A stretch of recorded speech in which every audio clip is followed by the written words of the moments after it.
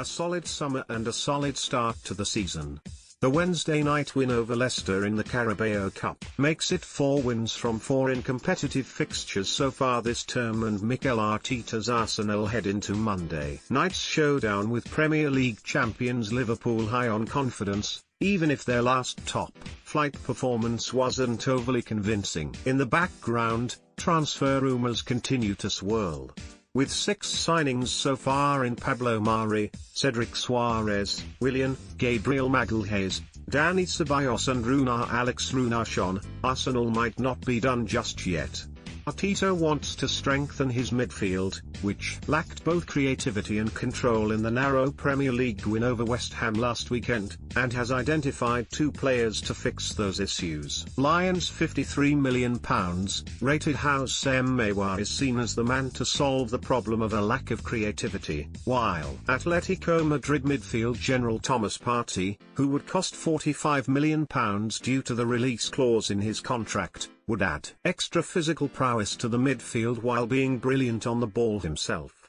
The more glamorous signing is France youth international Aouar, and it is no surprise to see the replies to tweets from the official Arsenal account flooded with demands to bring the 22-year-old to the Emirates. Aouar last year produced 9 goals and 10 assists in 41 games, and as an attack-minded midfielder, would bring the kind of ingenuity and vision through the middle that has been lacking since Aaron Ramsey left for Juventus and Mesut Ozil's powers began to wane.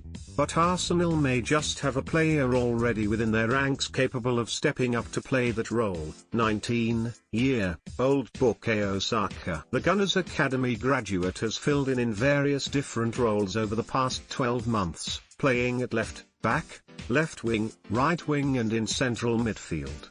Having produced 4 goals and 11 assists, the most of any Arsenal player, last season despite spending a large spell of the campaign as a full-back, Saka is the club's most creative outlet while Ozil remains in exile. He already has an assist to his name this season, 2, supplying Pierre-Emerick Aubameyang's strike in the Community Shield penalty shootout win over Liverpool at Wembley. Against Leicester, Saka was arguably the best player on the pitch, playing in a left wing back role in a 3-4-3 formation. His link-up play with his team mates and bursts towards the box were impossible to miss.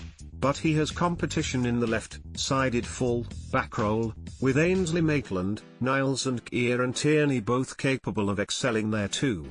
Saka didn't start in the win at Fulham over the opening weekend, with Tierney lining up as the left-sided centre-back and Maitland-Niles as the wing back on the same side, although he did displace the latter against West Ham.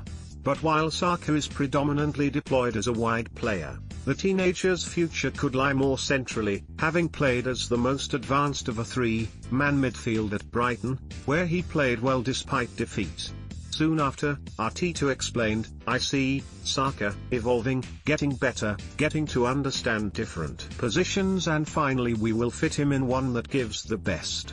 At the moment we needed him to float a little bit because he gives us a lot of versatility to do different things, even with the same shape. He understands the positions really well, he picks up movements, the situations and when to use the spaces really quickly. He's very intelligent and I think it's a really good thing for his development for him to do that.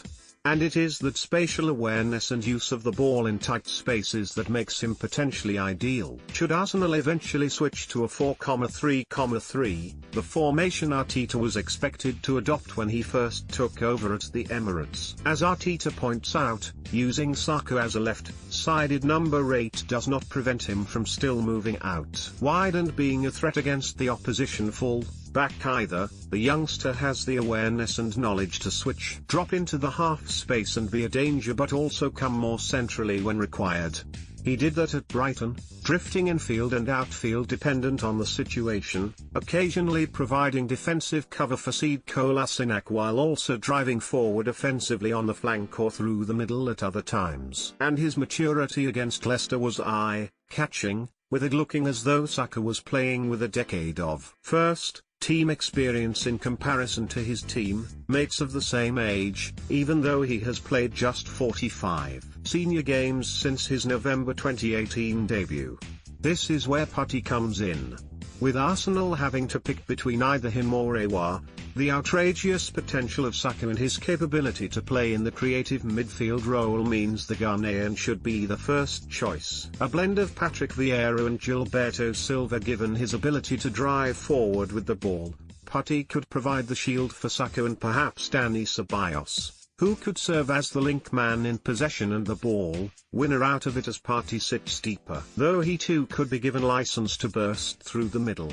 The Atletico holder, in front of Gabriel Magalhaes and William Saliba, would certainly provide a dominant presence in front of the back four and would be a significant upgrade on Granit Xhaka. Though he does not offer quite the same long-range passing as Xhaka, Partey is more mobile, better at carrying the ball forward and would command better control of the middle of the park while Saka roams and Ceballos harries. Signing Aouar instead would still leave Arsenal's spine vulnerable. They would still be missing the screen that they need in front of the back four, with Xhaka having improved under Arteta but still shown at times that he cannot offer the authority and command needed off the ball. Partey is a rarer talent with players similar to Aouar more readily available, for all the Frenchman's ability, than an elite level number 6, and is the type of functional signing who would take this Arsenal team up another level. And given Arsenal's finances dictate that they cannot sign both Partey and Aouar, it makes sense that they prioritise Partey and offer Saka the opportunity to carve himself a future as a fluid attack-minded midfielder, with Arteta the ideal man to oversee the development.